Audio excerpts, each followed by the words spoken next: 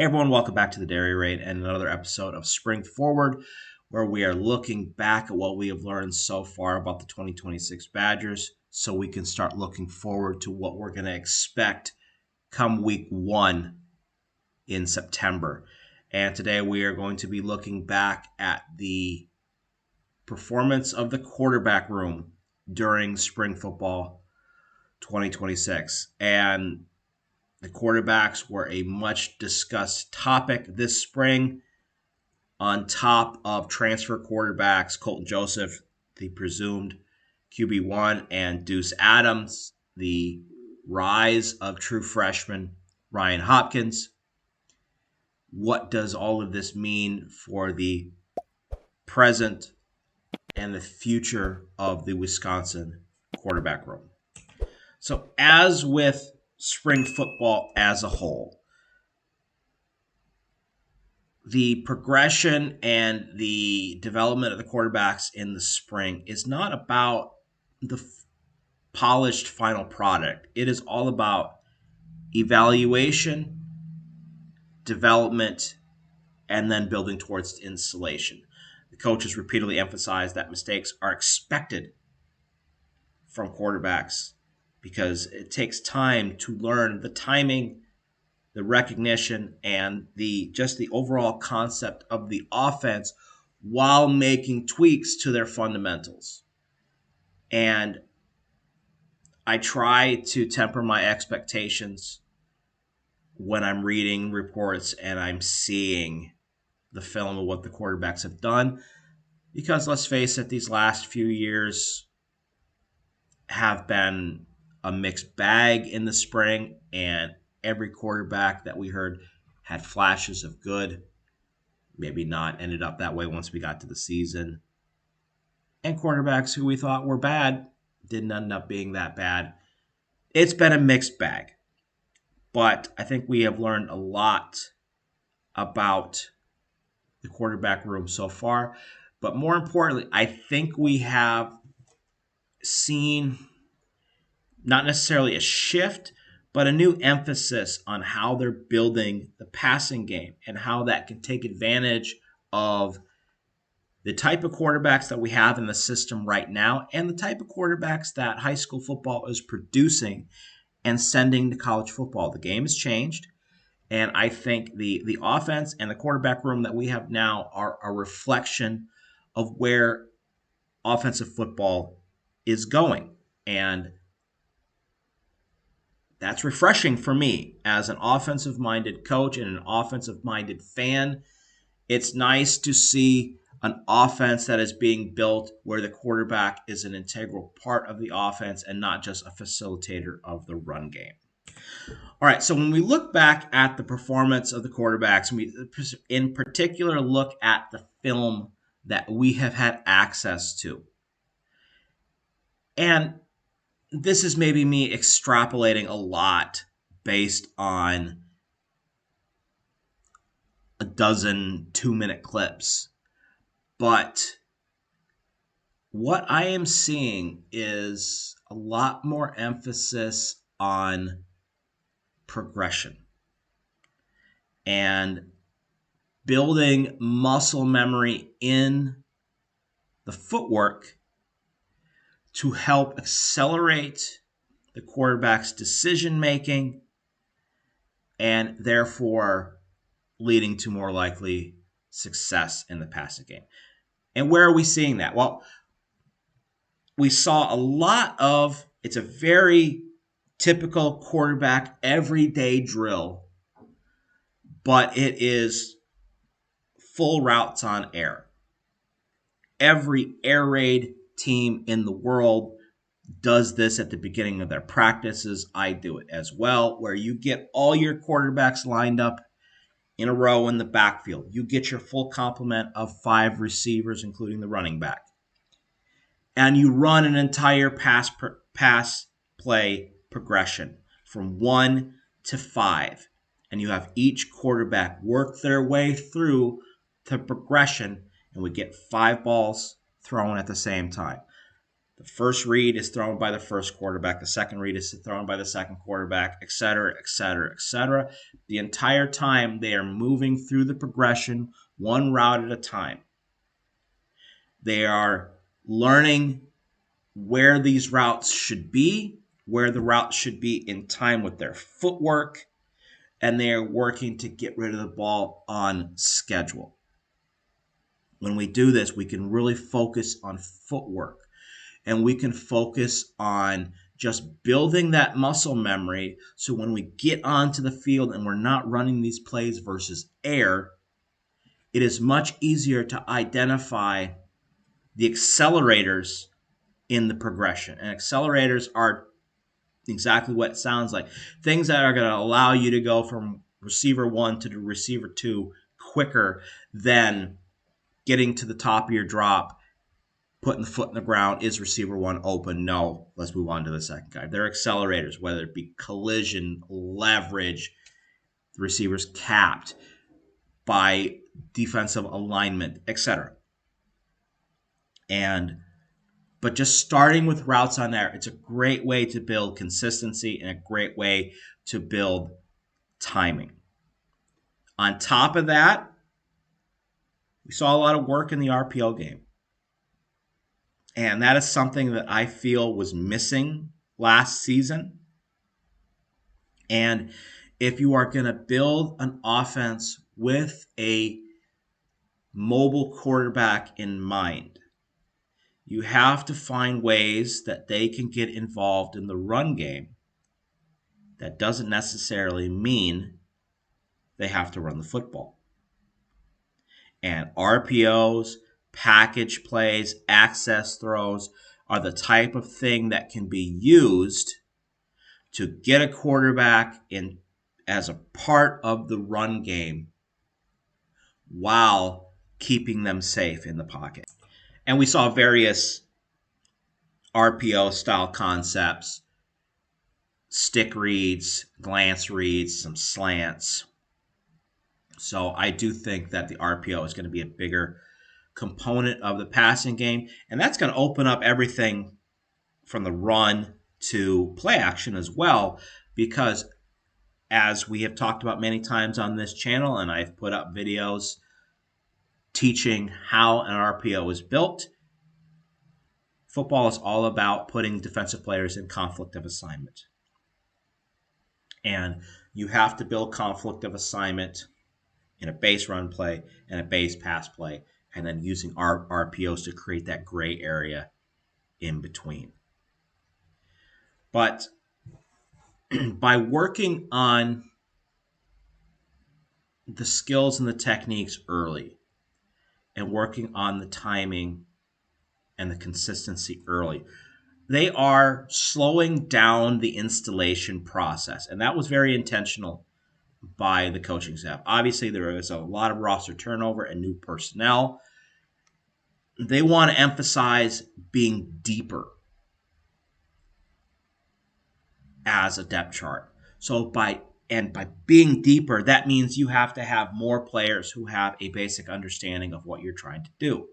And a lot of times that means you have to shrink what you are trying to install so more people are on the same level when it comes to their knowledge of the system. Now, you can build from there, and you can customize it based on the player's personal skill sets, but you want to build that base, and to build that base, you need to slow down. It's learning through reps and being consistent. If you try to expand too quickly, you're going to make more mistakes, and you don't learn from mistakes. You learn by, again, getting that muscle memory and keep building.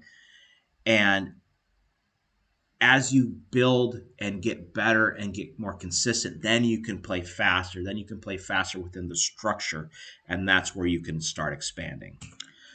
So as spring continued, you started to see the application of these skills and the timing that they were building early on in camp, where you started to see more concepts being thrown in live situations, and then you can see route structures that they were working on in the routes on air and the skill based development portions of spring now starting to be applied in real world situations. And I'm not going to go too deeply into what schemes I thought were ran and what that means going forward, because I'm going to do a separate video on that later. But we could talk about it a little bit because it brings up some of the questions that I had pre spring about how they can build an offense that best utilizes Colton Joseph's skill set and help the offense in general. And one of the things that I really wanted the passing game to add this year, because it seemed like it was missing, was a more focused attempt to have a intermediate passing game. It seemed like in 2025 the offense was screens, play actions, and chuck it deep. And in the film that we have seen so far this spring, obviously all those three of those things are still there, but they have started to build on from there. So we saw various cross concepts, Y cross, etc., where you're working timing routes with a receiver, a lot of times a slot receiver, working from one side of the formation to the other, gaining depth as they go. And the timing of the quarterback's footwork is for him to get to the top of his drop and then work the ball to one of those crossing routes as they get through the box. And those are the type of passing concepts that we had a lot of success with back in 2023 with Will Pauling. And I know you're not going to like this, very air raid style concepts of working levels and putting defenders in conflicts of assignment because you have high-low reads, inside-out reads, etc. We also saw, obviously, with the mobile ability of our quarterbacks, a lot of semi-roll action, and both off of play action and with not just straight out rolling out. And I really like that because it is setting a different rush point for the defense where everything's not just going to be in a box. So they have to worry about how they're going to contain the quarterback while also maintaining pass leverage. So that was good to see. Obviously, with the mobile quarterbacks, we are going to have a lot of QB run. And we saw the variations that we would expect on the run schemes. We saw the QB power. We saw the wide zone. We also saw a little bit more pitch, speed options, etc. And the variations on the inside zone that Colton Joseph ran successfully at Old Dominion, and that we actually ran a couple times here as well with Carter Smith.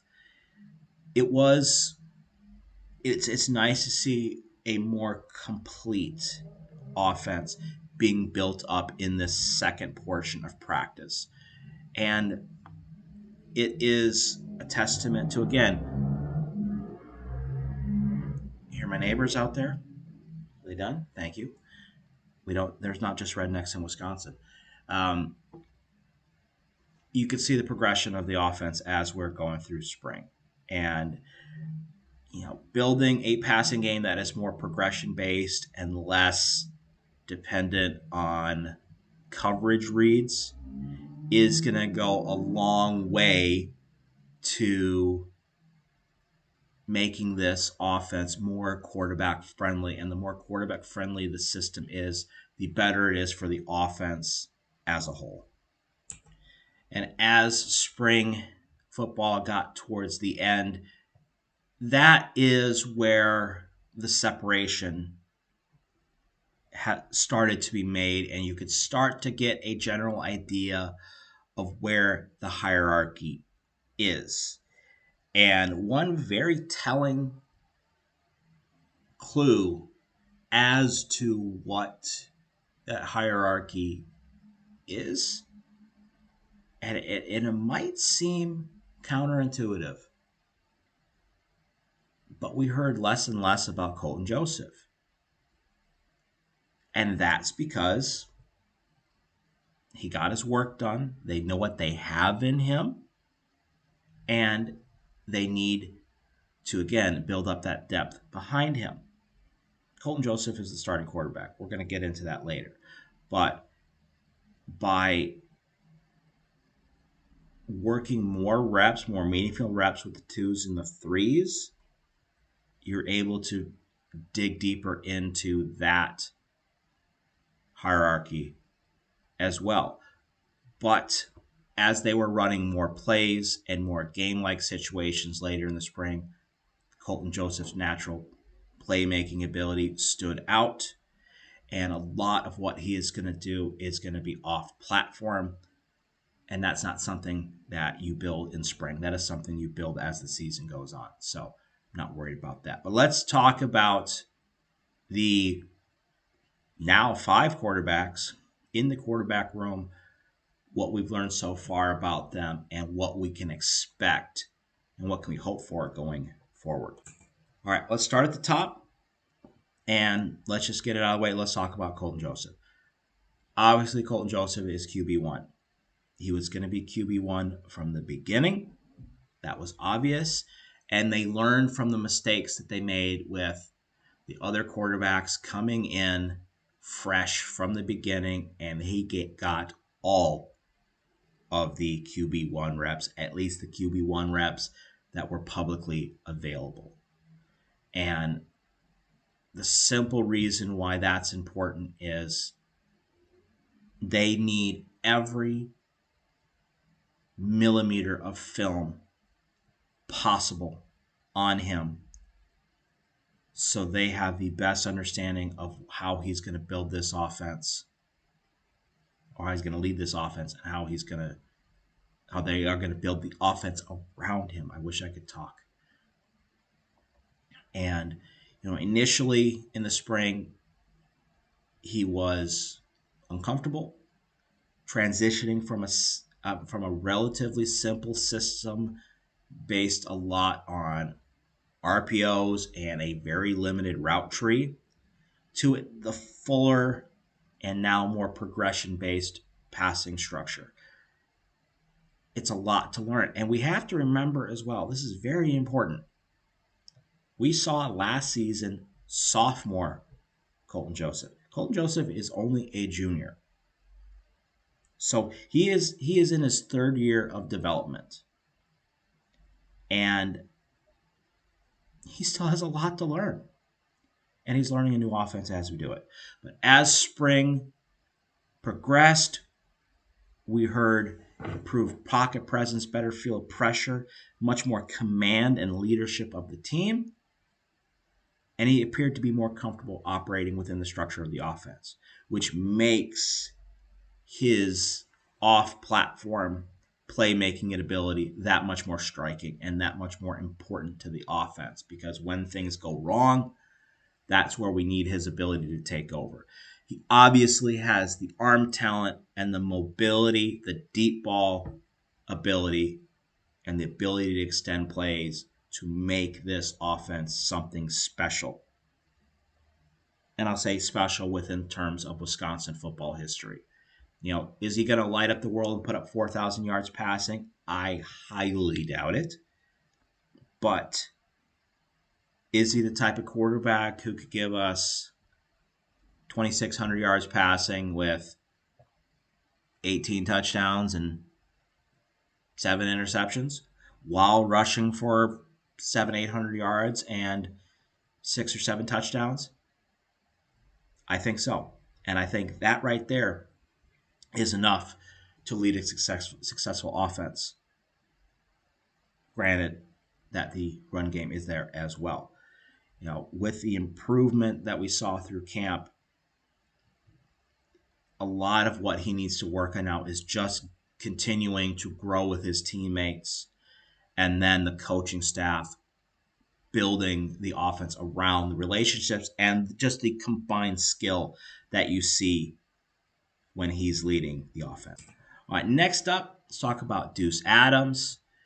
And I think he has solidified himself as the number two because he has more experience and he does everything that the offense asks for him with a. He seemed very calm as he moved in the pocket and as he moved out of the pocket. He has really smooth mechanics. Throws a nice ball, has some nice touch on his deep balls. He's got a really solid throwing motion, and he has the functional mobility and the athleticism that he can do more than just throw the ball and facilitate the run game for the offense. Um, he does need to get better at using his ability to move. That a lot of and I can give him credit, and this is something slightly off topic. We'll get back to here, but I think he's a good example. A lot of times, and especially back in the day when we were talking about mobile quarterbacks, it always felt like they were undercoached in actually playing quarterback. In that,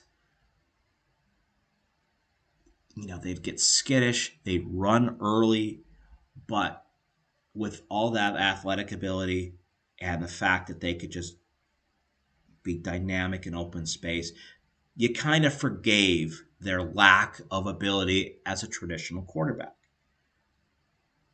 Cut to now, where mobile quarterbacks, a la a Russell Wilson type, want to be seen more as more than just a running quarterback.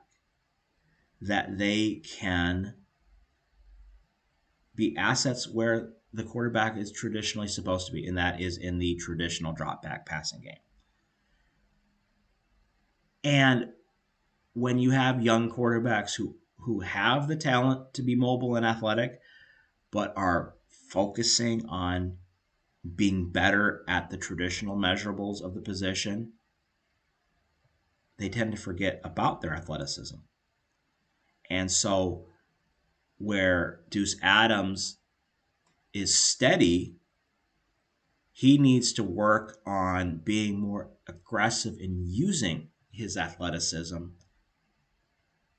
not to run, but to facilitate what he's trying to do in the first place. You look at Russell Wilson, he can move around. Back in the day, he could move around in the pocket all he want. He could attack the line of scrimmage, but he always had his passing grip and he always had his eyes downfield. That's what we need to see more of. Instead of standing in the pocket and waiting and, to his credit, being strong in the pocket with Deuce Adams, use some of that mobility. Still look to throw the football, but being a little bit more aggressive, being less stationary. And on top of that, I think Adams is a quiet kid, and the coaches want him to have more of a vocal presence and a more emotional leadership style. And I think if they can get him to come out of his shell a little bit more and be more aggressive, that is going to come out, because quarterbacks are alphas and make a couple big plays, and then, of course, he is going to come out of his shell. And I think he's going to be a solid, reliable number two option to Colton Joseph going into fall camp. Next up, let's talk about Carter Smith and the unfortunate positive aspect of where Carter Smith has found himself in the hierarchy of the quarterback room at this point right now. So we're going to go back to spring of 2025. Carter Smith was a true freshman early enrollee, and he was the development quarterback on the roster, as he should have been. When he came into camp, There were two solid veterans above him in Billy Edwards Jr. and Danny O'Neill. And then there was yet another veteran arm in Hunter Simmons, who were maybe thought of to be a deep down the bench camp arm, practice arm, but his ability and his experience led him to being the number 3 quarterback. So that put Carter Smith as the number 4 and in a position to be as the quarterback room above him developed and moved on, maybe be in line to be the second string quarterback this year and potentially competing with Danny O'Neill, if we're just looking at who was on the roster last year. Cut to this point this year, and Carter Smith is still the number 4 quarterback. And while on a personal level, you feel for Carter because you know he's worked hard. He played really well with the limited offense that they gave him towards the end of the season. He led us to 2 wins, and he is a solid quarterback, and I think he could have a future in this position, in this offense. But the fact that you take that and he's still the 4th string quarterback says a lot about the work that they've done with the room in bringing in better players and developing them, whether it be with the transfer portal or with high school recruiting, as we're going to get into in a little bit. So, you applaud his professionalism, his willingness to compete. He knew the situation coming into this year. He knew Ryan Hopkins was coming in as a freshman. I guarantee you they talked to him about bringing in veteran quarterbacks in the transfer portal. He knew that. And he bet on himself that he would be a better quarterback if he stayed here. Will he be here long term? We'll talk about that in the offseason. But he still has room to develop. And instead of pushing him for a position that he is maybe not ready for, he's in a spot where he can continue to get better and develop as a quarterback and parlay that into whatever it shall be in the future. So the fact that Carter Smith is still projected to be a 4th string quarterback is not necessarily a bad thing. And then before we move on and talk about the quarterback that everyone wants me to talk about, I just want to briefly talk about Danny O'Neill. And I got to say, when I saw video clips with him in the background with a practice jersey on, with his helmet on, and then throwing some balls and moving around, I was pleasantly surprised because, to be honest, a quarterback in his situation with a long-term injury and the fact that they brought in 2 transfer quarterbacks and the emergence of Ryan Hopkins, what is his path and his role in the 2026 season? We don't know. And he could have easily used that as I'm going to redshirt, I'm going to rehab, I'm going to train, I'm going to finish my classes, and then I'm going to move on once the transfer portal opens up. Because it's smart for him to rehab and stay at Wisconsin during his rehab process, because nobody's going to take him on recovering from a long-term injury. At least what he wants. At least he can stay and continue to learn, continue to train, and then potentially get practice reps, etc., that he could show going forward. But the fact that it sounds like he is still very much engaged. He's still a vocal leader in the meeting room. He's helping his young teammates learn the offense and being a veteran presence. It says a lot about his character and a lot about what he means to the team.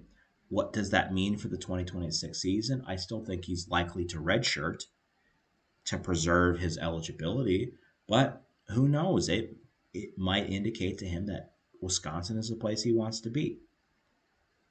But at least for me, it shows character, and that's the type of person we want to have in the room, and it helps keep that progression of quarterbacks where we've got quarterbacks in basically every age range or class, and we're not just going to jump from a veteran quarterback to a freshman. We got people in between, so it's good to see. And I'm happy that Annie is still here. All right, 30 minutes in, and we're finally talking about what everyone wants to talk about, and that is Ryan Hopkins. And, I tell you, he came in with the same mentality that a lot of young players have. And you listen to Coach Grimes talk about, the recruiting process and talking about Ryan, what his goals were going into this year. But a lot, it echoes a lot of what young quarterbacks say. We don't want a red shirt, want to come in, want to prove early that they are an asset and that they can play early. And as Coach Grimes said, not a lot of players can do that. Well, Ryan Hopkins did. He came in with the moxie and the determination, but he also has the flat out talent to already be pushing for a second team job. Now, I want to temper expectations and to make sure we do not get ahead of ourselves with Ryan Hopkins. Yes, in the transfer portal era, are we concerned that a player like him is not going to be willing to sit for a year or two and wait his turn? Yes. But you can't coach and you cannot build the team based on those fears. You have to assume that Hopkins understands where he was when he was recruited, where he was going to fit in the hierarchy at that time and now, and he's just got to build on the skills that he has, and he's got to learn about playing the position beyond his natural skills. So what have we learned about him? Obviously, he is an elite athlete. That reported, 10.5, 10.6, 100-meter speed. He's got arm strength for days, arm talent for days. And when you add his athletic ability onto that arm, he has the ability to make off-platform throws. But what I think really helped him this spring is the fact that he had absolutely nothing to lose. He could shoot for the moon and try to make plays, maybe in situations where he shouldn't. And because, he was probably going to be the third or fourth string quarterback. He knows what the room is like. So it's a benefit that you can just have that go big or go home mentality, because you're going to catch the eyes of the coaching staff. You're going to gain the confidence of your teammates without the risk factor that's involved. Because the worst thing that could happen with that, just trying to make plays in practice and just going all out, is the coaches are going to tell you to slow down. That's the worst that could happen. So I'm glad to see that he just ran with his ability and just went for it. And because of that, he earned second team reps. And as the staff made it clear, they don't waste reps. They weren't going to give him reps with the twos if he didn't feel like he earned it, or they felt like he earned it, and they certainly did. He is mature beyond his years. At least that's the vibe that he gives off. He seems to be easy to coach. And when you see him running goal line drills, that endears yourself to your teammates, and he's just going to be a magnet and just bring people together as he progresses. But he's still a freshman. So at times he was inconsistent with his accuracy and picking up a very verbal or terminology heavy offense. And I've seen some of the play calls the Badgers use. It's quite extensive, very pro style from a kid coming in from high school. It's going to take some time. And obviously, he could. It wouldn't hurt that he puts on a little bit of weight, maybe focuses a little bit on some of his mechanical flaws. He's got a long release at times, but when the ball gets off his hands, it just flies. So he's got a lot to work on. I would temper the expectations, and I would temper the call for him to be starting right now because we definitely do not have all the information on this kid, and it is going to take some time for him to be ready. But if the same injury bug that the Badgers have had over the last couple of years happens, and we do need to go 3 and 4 deep into the quarterback room this year, at least it's not as scary. It'd be fun to see this kid get some playing time. And I think the future of the position is bright, both short term and long term. And that's something we've definitely not been able to say about Wisconsin quarterbacks really ever. So to bring it all together, I think the best thing, the best way that I can describe the Wisconsin quarterback room as we are here after spring in 2026 is it is a quarterback room that for the first time has a cohesive archetype of what a Wisconsin quarterback should be in a system that prioritizes more than just facilitating the run game. And by doing so, there is a defined developmental path that we can see from quarterbacks who enter the program at whatever level of their development that they get in, whether they come as true freshmen or as they come in as fifth-year seniors. You know where Wisconsin quarterbacks need to be.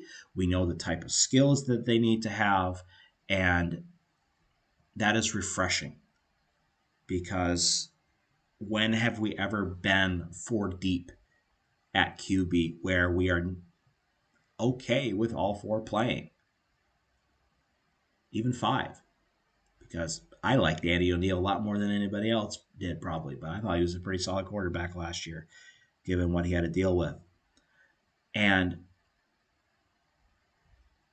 the offense for Wisconsin will move forward only if we get consistent quarterback play. We don't have to have elite quarterback play. Like I said, if Colton Joseph can put together 18 touchdowns and 7 or 8 interceptions, as long as he has the running game output that we expect, then right there, that is more of an impact on the offense than any quarterback we've ever had. Because a solid quarterback at Wisconsin is a 20-10 guy. And if Colton Joseph or any quarterback we have can be a 20-10 guy with 500 yards rushing and 5 touchdowns, et cetera, et cetera, et cetera, it's going to build more for the offense, and it's going to mean more towards the longevity of this offense than anything. So looking forward to seeing how fall camp shakes out and really digging into how the change in the quarterback room is going to affect the scheme going forward. I love talking about scheme. We're going to get into that later. So For now, I think we're going to call it a day talking about the quarterbacks. Next time we're going to come out, let's talk about the tight ends. A sometimes overlooked position, but we're just talking about the quarterbacks. We had at least one tight end turn into a pretty reliable target this spring, and we got a lot of production to replace from last season. So that's going to be next time. Thank you as always for watching and listening, and we'll see you then.